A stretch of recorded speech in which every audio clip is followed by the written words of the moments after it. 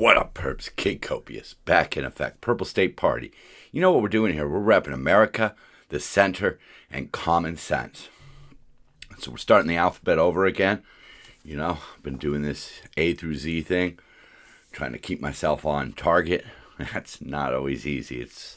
It's almost impossible. Ask people who work with me. It's hard to keep me on track. I'm a bit of a scatterbrain. But today's A2. Today we're going to talk about a couple topics. Let's start with A. And one of the important ones is accountability. And we're going to look at that.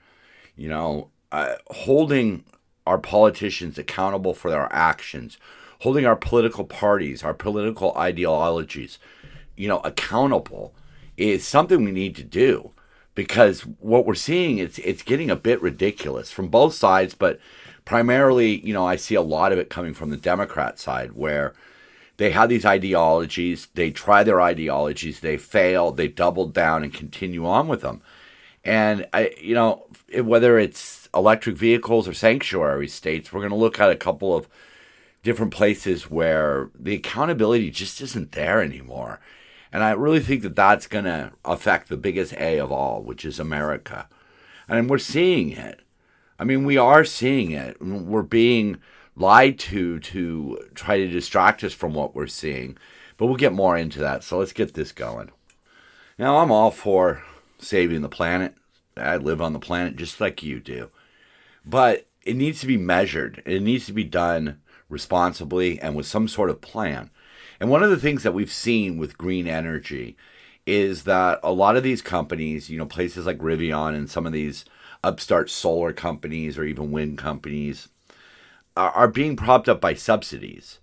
The best thing I think about capitalism is that when there is a need, companies rise up to meet that need. And when it comes to green energy, we're not seeing that. We're seeing the opposite effect. We're seeing them being propped up by subsidies and failing. Let's take a look at this one right here. The Biden administration awarded Canadian electric bus maker Lion Electric $159 million to manufacture 435 school buses.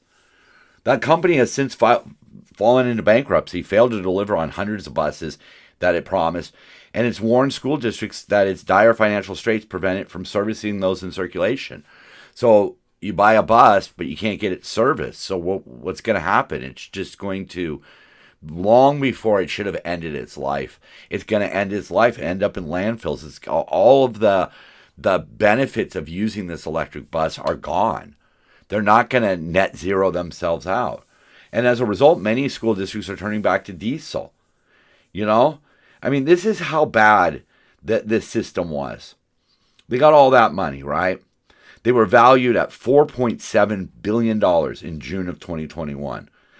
They were recently sold for just $6 million. Don't even know why. Maybe somebody just wants the name. I don't know.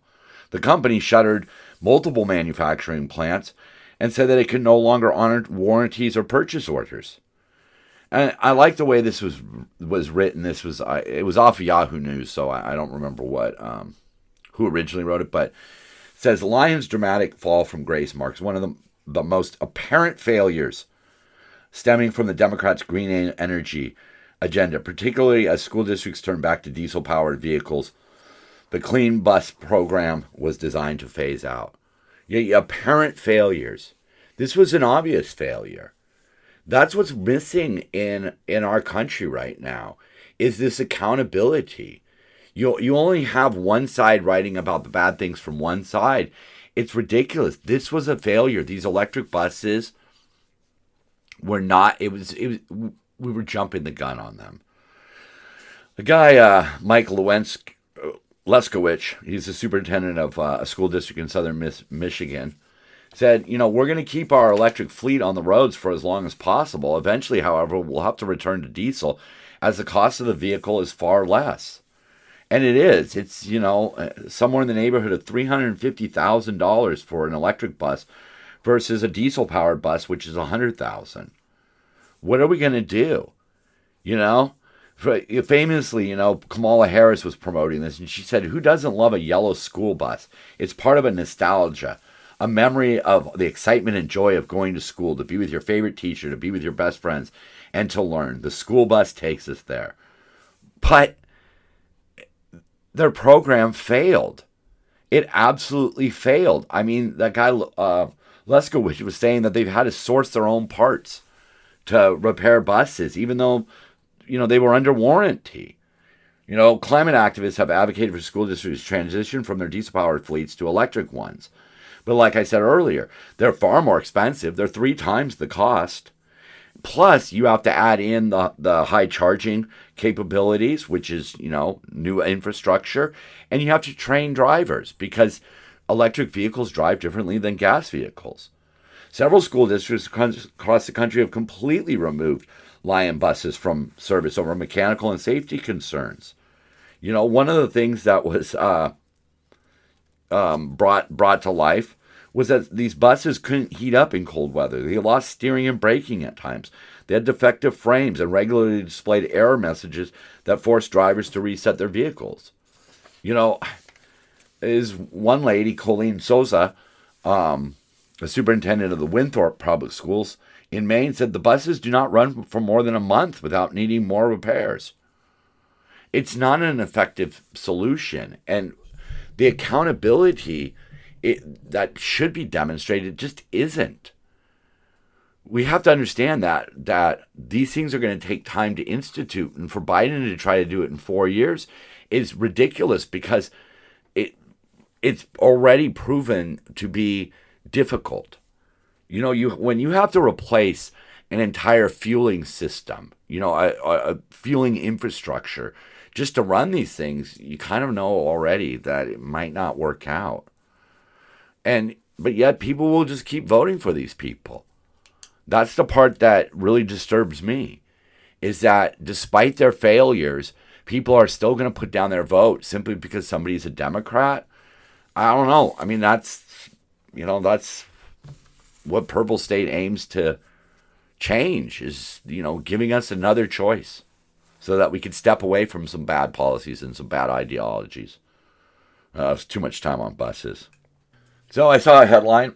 This relates to the tragic shooting in Minneapolis. Joe Scarborough says it's not a great mystery why Minneapolis shooting happened. There's nothing normal about this, the Morning Joe said. Yeah.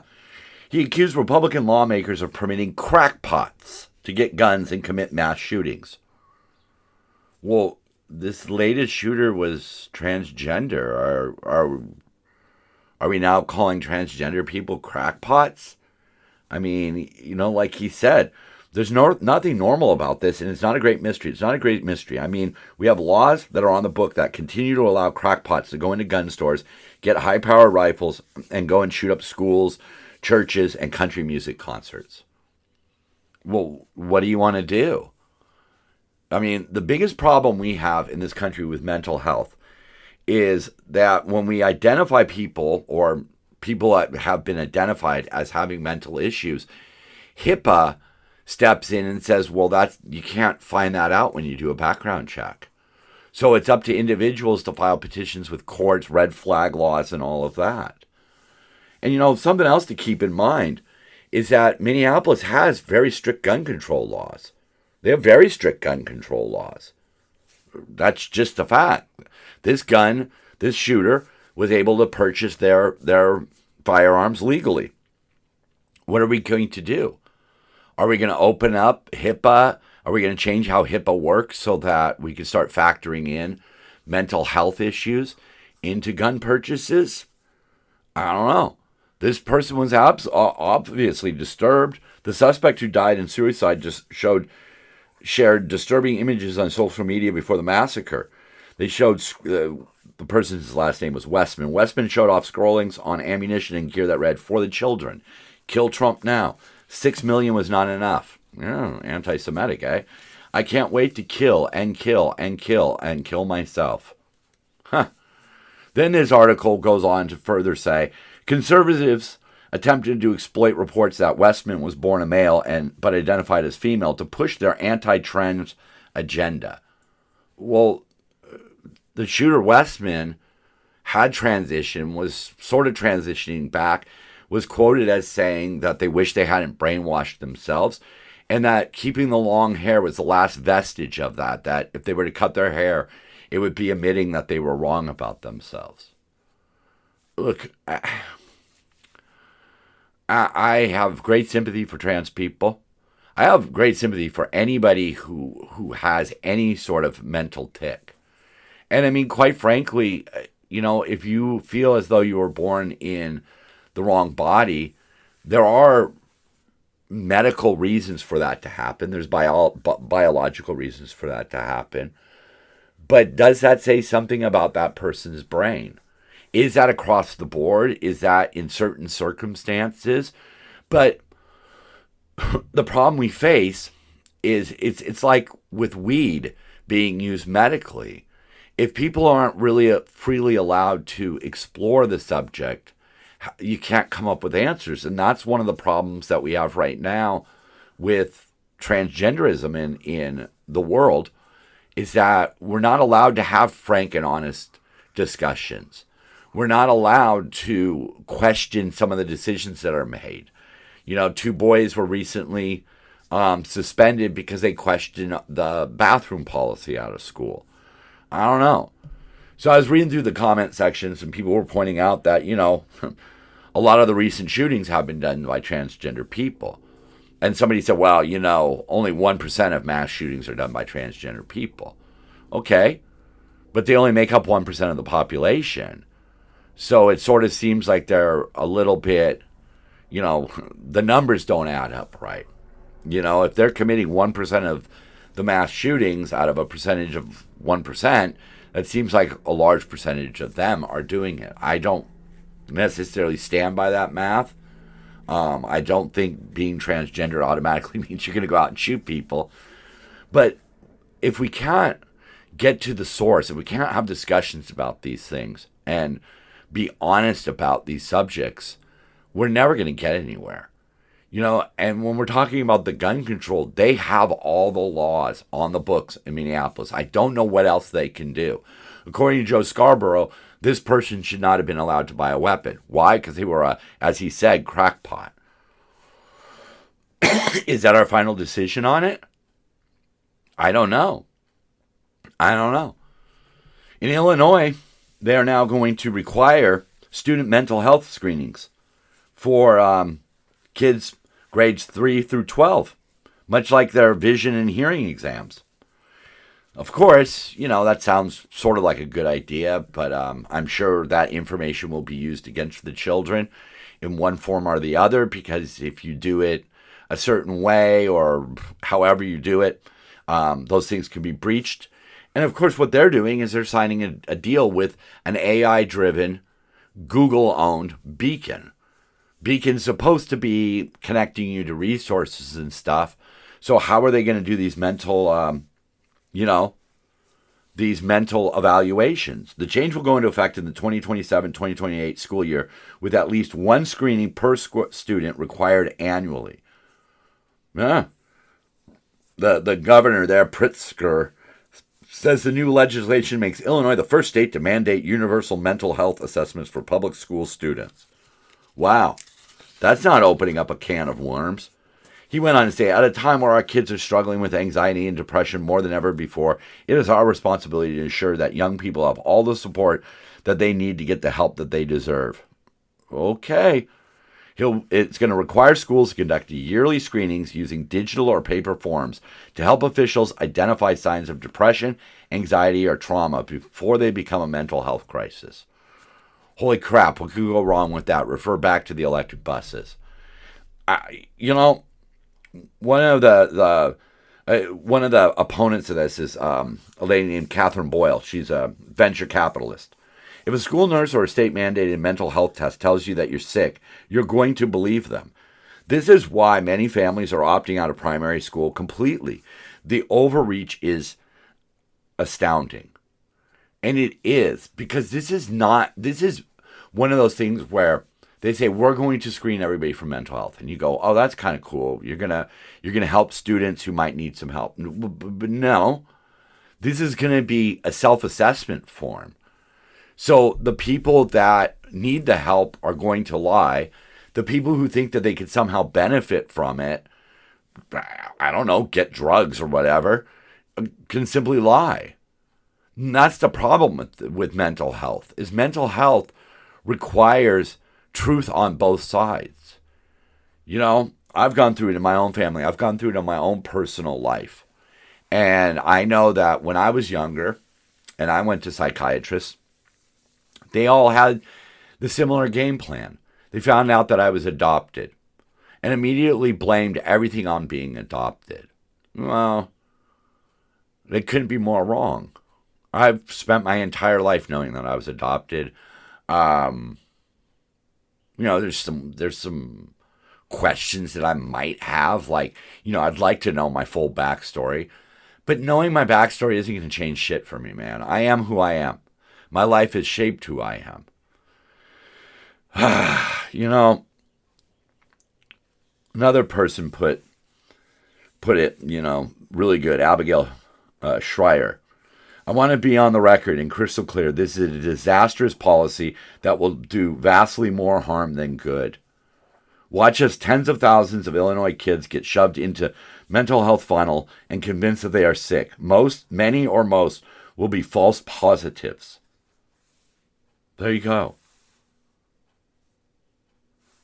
This is not the way to go about it. Mental health awareness should be done. Mental health assessments, not this way. Not when you're involving computerizing all of it and putting it on. I'm sorry, but I'm really worried about Google holding all this information. I think this is going to be used very nefariously. I don't think it'll do much help. I'm sure the media will prop up that one or two people that claim that it helped, but they'll just gloss over the failures of this program. You know, another one of Pritzker's failures, another place where he should be held accountable, is the sanctuary state. Kristi Noem's recently gone after him, telling him, you know, to scrap the far-left immigration policies.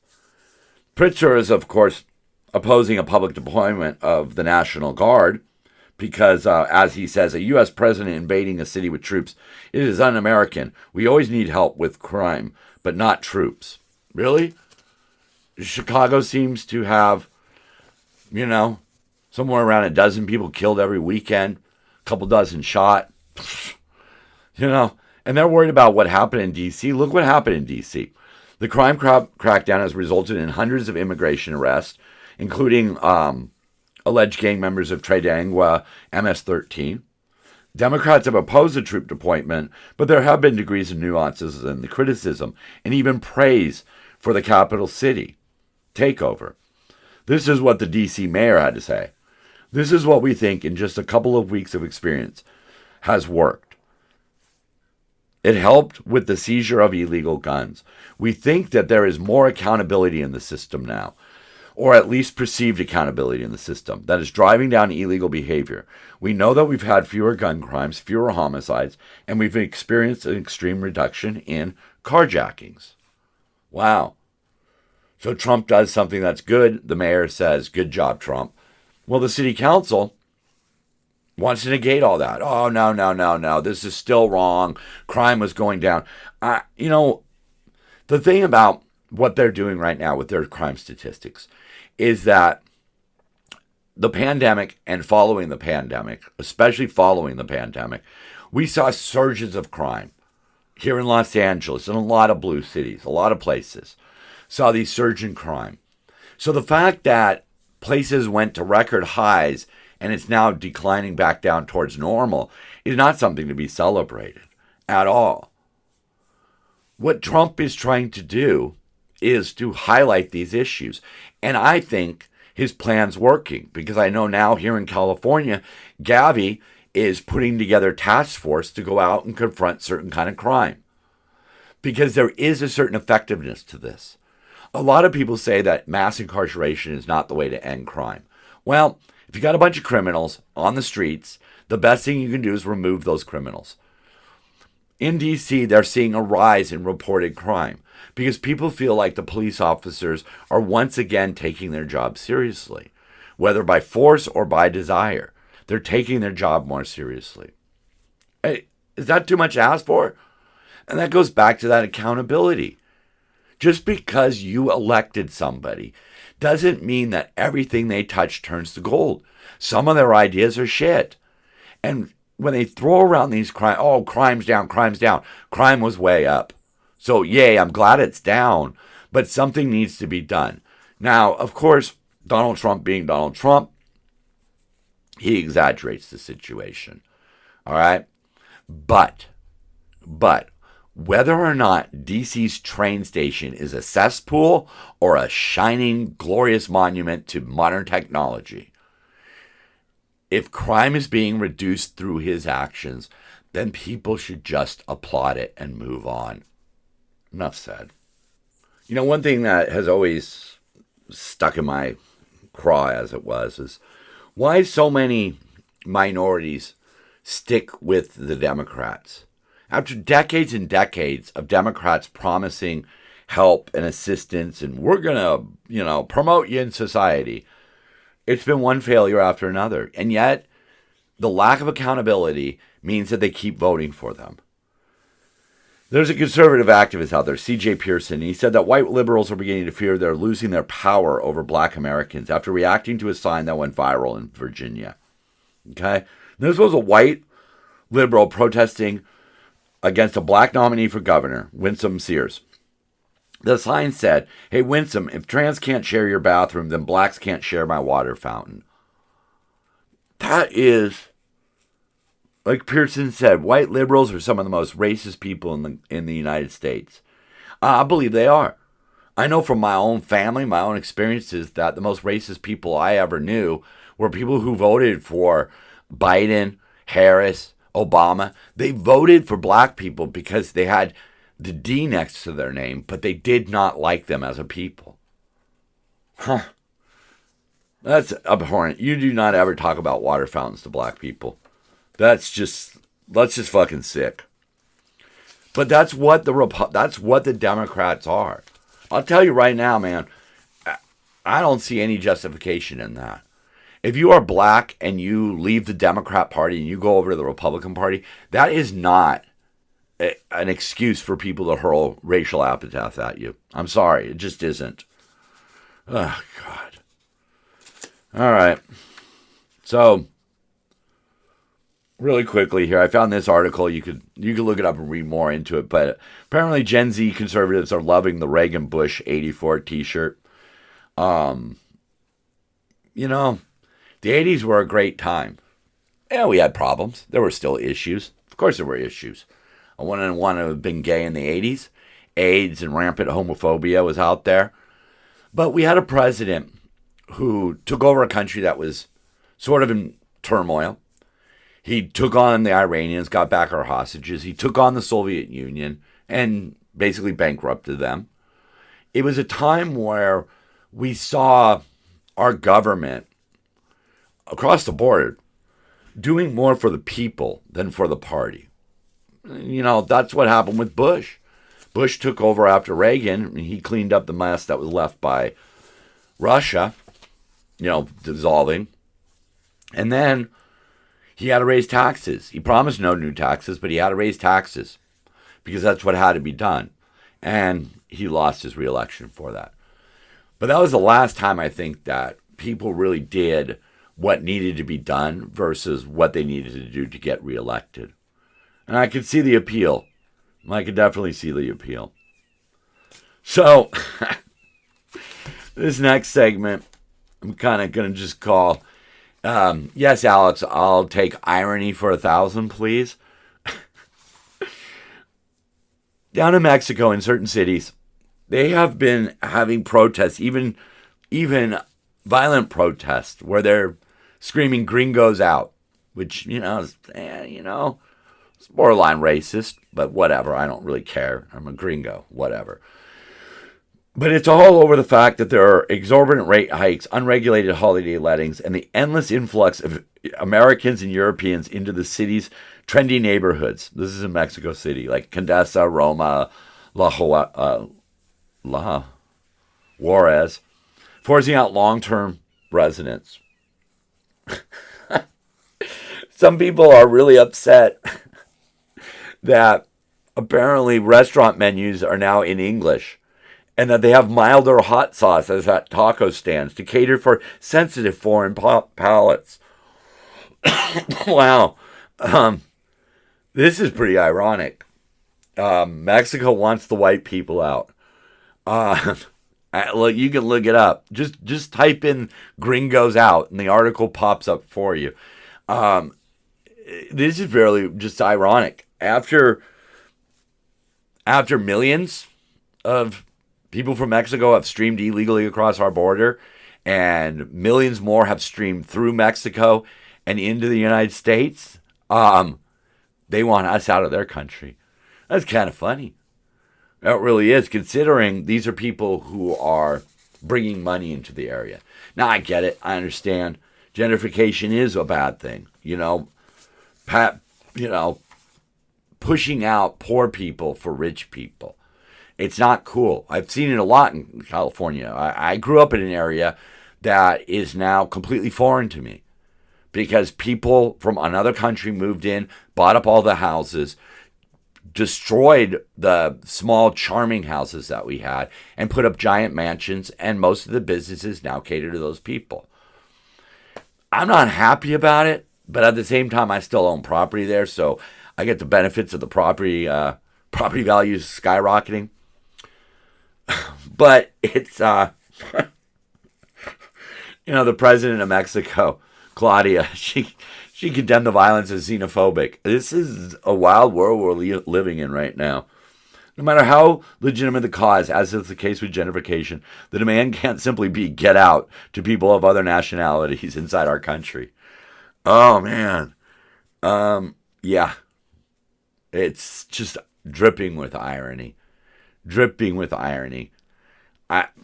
Look, that's fine. I understand it. It's happening across the world. Spain's pissed off that so many British people are buying up holiday and second residences and even retirement homes, homes for their retirement in Spain. It's it's really funny that people bash on the United States, and yet so many different people come here, and even our own American culture is being threatened now. We've absorbed a lot of other people's cultures. I mean, I think for one thing, here in California, we have definitely absorbed the Mexican culture. We embrace it. It's part of our heritage. A lot of our schools go to Olivera Street out in Los Angeles, and get a little bit a feel of that Mexican culture. The foods that we eat, we need to be able to blend together. But I couldn't not report on that because I just find it really, really funny. All right. So we've talked a lot about accountability. But what I want to do is I want to go through the issues one by one over the weeks and talk about the hot button issue under each letter. And this being A, I've got to bring up abortion. I don't really want to. It's it's not a fun topic to talk about. But let me just sum it up. The only thing grosser than killing a baby is forcing a girl to deliver a rapist or an incest baby. I myself don't believe in abortion. I believe that there need to be options for people to deliver babies for adoption. But I also, being, like I said earlier, adopted, I also see the problems with it. Other members of my family were also adopted.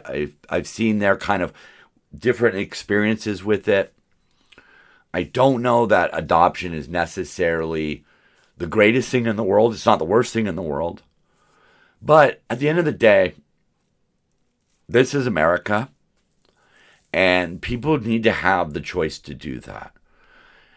And our government should be worried about securing our borders, keeping us safe as a country, worrying about problems that affect the country, issues that affect the country, not issues that affect individuals. I think individual freedom is one of the things that's being eroded the most in America. And one of those freedoms is the freedom of choice. I would never personally want to sign off on an abortion, but that doesn't give me the right to tell other people what they can do. I understand how gross it is. I understand how young a baby starts to become a human. I understand that people are trying to protect the baby. I understand that. I get all of that. But those are just excuses to overstep what the government should be doing. What Texas did and other, red states have done, outlawing abortion, I just think is abhorrent. I don't think that girls and women need to be punished for perhaps a bad choice, or perhaps a choice that wasn't even theirs to make. Yeah, because that happens. I don't think that our government needs to be getting involved with ideological issues. And I think abortion is an ideological issue. Either the woman has the freedom or you're protecting the baby, whatever that excuse is, it's all based on ideology. Abortion does not affect society, therefore the government should just steer clear of it. It really fucked up when they got rid of Roe versus Wade, because it opened it all up again. And it allowed Republican-controlled states to just show how ugly they were and to drive people away. Right now, one of the greatest threats we have to our nation is the slide into socialism, communism, the far left. And the reason I say that is not because it's anti-capitalist. It's because what we have seen from the left has been all ideologically driven. Sanctuary states, their policies on criminals, their absolute sycophantic addiction to green energy. This stuff isn't working. All right? It just isn't. One of the things that I always think about is that, gay people should have gun rights. In other words, both should be able to coexist. That's purple. We need to start thinking that way. We need to realize that we are being led by the nose to one of two choices, and that is eroding accountability. Pure and simple. These politicians are no longer being held accountable. Very, very rarely do we see it. We couldn't even get Gascon out. Well, we did finally. We couldn't get Gavin out. And Gavin here in California has been a complete failure. He's gone against the voters, and now he wants to make the state even more blue. We can't afford that, folks. It's all ideology with no accountability. I'm Kid Copious. I'm Purple State Party, and so are you. Love one another. Keep on grinding. And you know what? Tonight, I'm going to go see Weird Al. And you bet your ass I'm going to be dancing it out.